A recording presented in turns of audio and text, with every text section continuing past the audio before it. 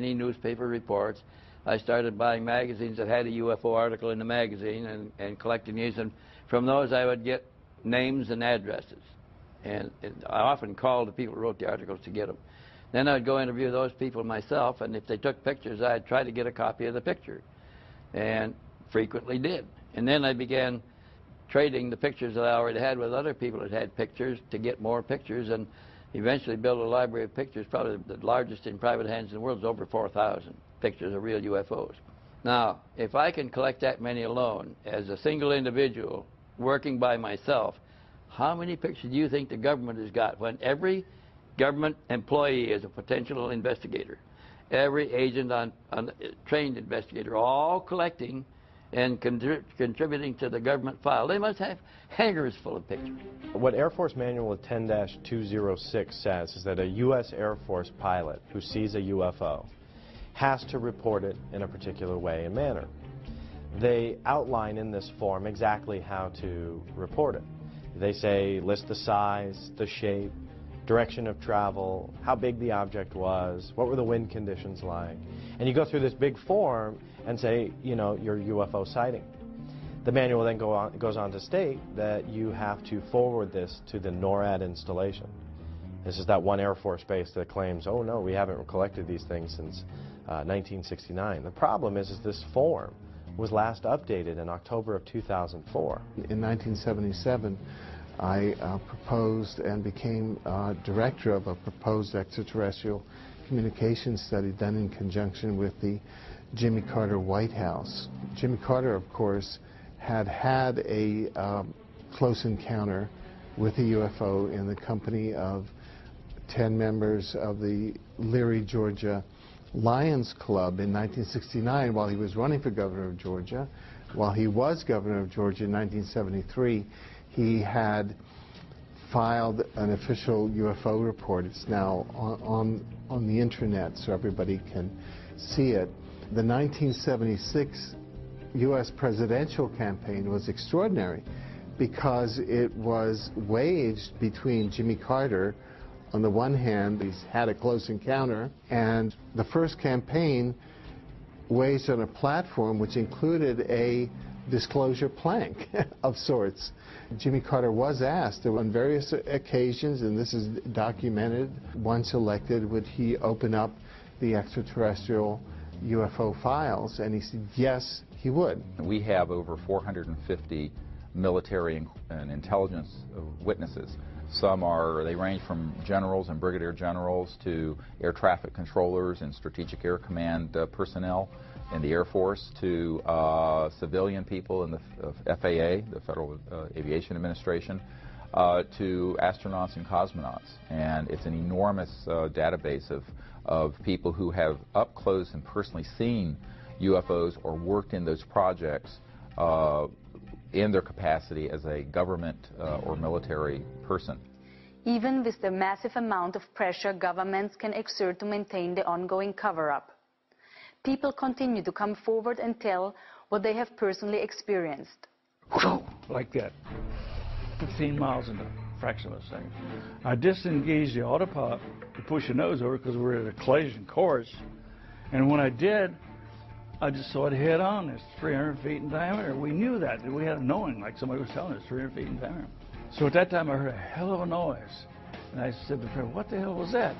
He said, well, the navigator and the radioman ducking fell, hit their head, one hit their head, hurt their arm, they were scrambling on the deck. So I thought it hit us underneath. So I said, well, where in the hell did it go? And Fred said, right over to the right. I can see it. I couldn't see it. So it drifted forward about 5 miles from it. It never got to the altitude that we were at, a few hundred feet below. I began to watch it. Well, we knew then it was a friendly encounter. They just wanted us to see him.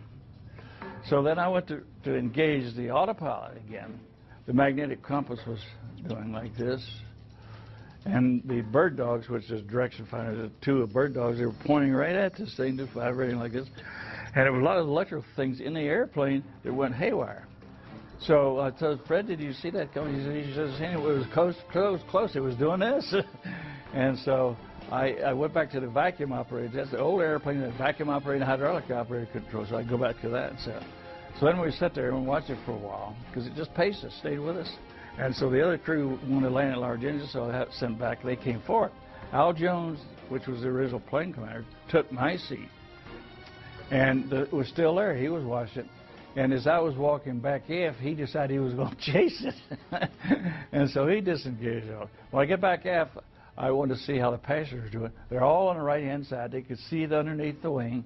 And then, oh, hell, I recognized the doctor back. He was a psychiatrist out of Bethesda Naval Hospital, plus a lot of other things. So I said, I better talk to him first. So Cornell said, did you see what we saw, Doc? He grinned at me and looked me straight down. Yeah, and he says, yeah, that was a flying saucer. I didn't look at it. I don't believe in such things. When I was 16 years old, I was walking down the street in Arlington, Virginia, and saw 7 red light type UFOs over Washington that made headlines around the world. And since then, I've seen 8 alien vehicles on 8 occasions. The sightings I've had are more things flying right by or bluish-green orb things. I've had 5 sightings. Never reported them because I don't need the grief. But the trick is you can't mention the company name or be in company uniform. 2 of my friends, excellent pilots. One of them was a famous pilot, and they both got fired for doing interviews like this, but they were in uniform. Since I've been a child, I'm looking up into the sky thinking, is there more than just us human beings in this huge universe?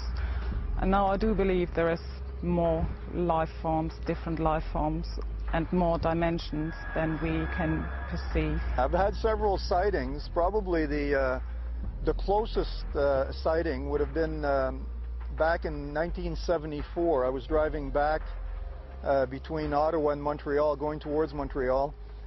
And I remember going on the highway, and we came within literally probably several hundred feet of a huge, huge ship. And at first, we were driving away here, and I'm thinking, am I really seeing this? And we slowed down and sort of peeked out, and an enormous, enormous ship. I would have to say that it was 2-3 times the size of a 747. And it completely silently glided over across the highway, and we saw it go off into the distance. So there was no mistaking that that was not anything at that time that would have existed conventionally or militarily. I was a lieutenant from the Bulgarian Air Force. My plane was MiG-21. What I believe there is much more going on than we can see with our naked eye. Being in the 3rd Battalion, 7th Marine Regiment, we were pretty active. We were on the East Coast in an area called the Punch Bowl, which is just down the road from Heartbreak Ridge. We had a lull in the fighting, so we just sat around and played poker. And somebody looked up and said, "What the heck is that?" We all looked up, and there was, it looked for all the world like a chrome hubcap setting up above us. And if you looked at it, it kind of had a watery, shimmery look and a little bit bluish white periphery. And from time to time it would appear to be elliptical and sometimes circular. So imagine it was rocking a little bit. And it was just a hint of a dome sometimes on it. But we watched it, and our colonel came out and took a look at it. He made a phone call. Pretty soon, 4 F-86D model Sabre jets came out, and they tried to get to the object. And it appeared that they hit some barrier that you couldn't see, because they would stall out and do a 1.5 turn spin and then pull out at the bottom. Flying saucer finally decided to leave and got very, very bright. And it was pretty difficult to look directly at it.